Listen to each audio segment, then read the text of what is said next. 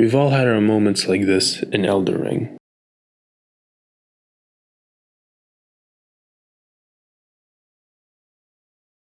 Now, I might look at this and laugh and say, well, what about it? That's a pretty normal reaction most of the time. You don't see the bigger picture behind the psychology of how the game can make you go from this and potentially uninstalling it and potentially breaking your setup to something like giving the game a 10 out of 10 rating at the end. Hi, I'm Dreamless, and today I'm going to be telling you about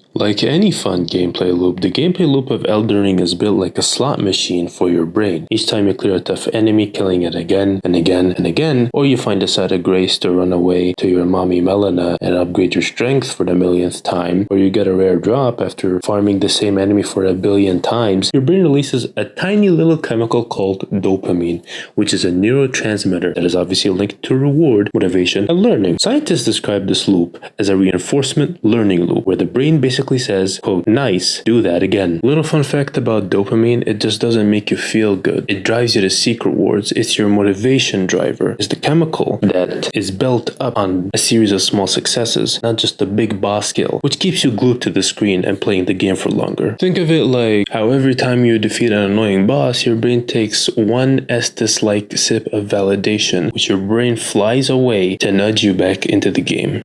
From Software keeps rewards unpredictable. Sometimes you're farming an enemy for hours and you get nothing. Sometimes you get the perfect weapon that you needed. Sometimes you get a pair of sandals. That is something called the variable ratio reinforcement. It's the same schedule that makes gambling so compulsive to the brain, and it's mathematically super sticky. So you never know when the next payoff will come, so you keep trying. In short, monkey brain like big win, but monkey brain also like possibility of big win. Monkey brain don't like big lose. The next thing is something we've all experienced, the big gamer word of today, the flow state. Elden Ring is the balance between challenge and skill, yada yada yada, the core of the flow state. The flow state happens when tasks are hard enough to be engrossing, but not so hard that you quit. And the game constantly nudges difficulty, and it gives you something bigger to chase with new enemies, from Margit to Godric to Godfrey. Or you find a piece of item that makes your build a step closer to actually being viable enough to kill a lobster that snipes you 10 billion miles away. In short, monkey brain likes deep focus with intrinsic reward, which then the flow state is that, where it lights up the brain's attention systems and makes activities feel meaningful and enjoyable, no matter how much time you sink into it and you forget to pee and then you look down at your chair and see that it's all yellow. That's not based on a true story. You don't play Elden Ring for how it tells the story in a very botched way by the quest design that From Software for some reason does not want to retire at all. You look for the story through the item descriptions, distant landmarks, cryptic NPC lines. These are all curiosity clues, which trigger your brain's information-seeking systems. Curiosity activates the hippocampus and dopaminergic pathways, which are the pathways that improve your memory and make discoveries emotionally salient. So when you uncover an obscure ruin or like some weird archaeological piece more complex than the Sphinx in Egypt, your brain rewards you with deeper engagement. The game doesn't spell out everything, which ambiguity invites players to create meaning to it. Cognitive psychologists say that humans are pattern-seeking animals, and this ambiguity in Elden Ring's favor, it triggers active hypothesis testing, storytelling, and community discussion. That's why you binge watch a 10-hour lore video by VadiVidya about how to answer the question for Renala, is it pink or not?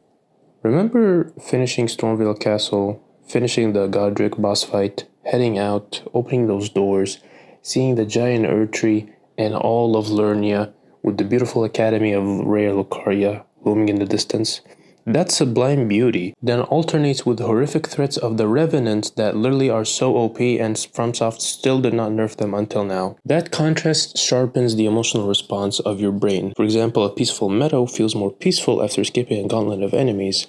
In other words, running away from the Revenants and finding a site of grace. Scientists call this the contrast effect, which intensifies emotions by comparison. Because we all know how Elden Ring is an emotional roller coaster, and our brain still loves that loop.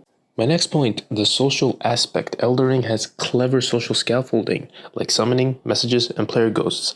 Focus on the summoning because that's why the FromSoft on Twitter rage at you for playing the game as it was designed. Anyway, fighting Radon and seeing someone's ghost like suddenly fly into the air shows you that you're not the only one getting your butt, and that triggers connection, that triggers relatability. That lonely pain you feel became a shared story with someone on the other side of the world. Social neuroscience that shared adversity builds bonds, and Elden Ring is no exception. And nothing cements a friendship like jointly failing to beat Millennia 5 times in a row at 3 a.m. in the morning. And look how successful it was for that Let Me Solo Her guy. He literally made an entire brand and identity establishment on the internet because of killing Millennia. Man, there is an audience for everything, isn't there? Finally, player expression and build variety. Remember in the character creator making your Kai Cenat lookalike or the jerker from Jared Leto in the Suicide Squad? That expression right there is a really good motivating factor for you to actually care about what's happening because, you know, it's basically you playing the game. You are playing the game. You are the game, actually. You're the one being played. So yeah, that self-determination theory is proven by science that autonomy and competence are core psychological needs. You know what else is a psychological need?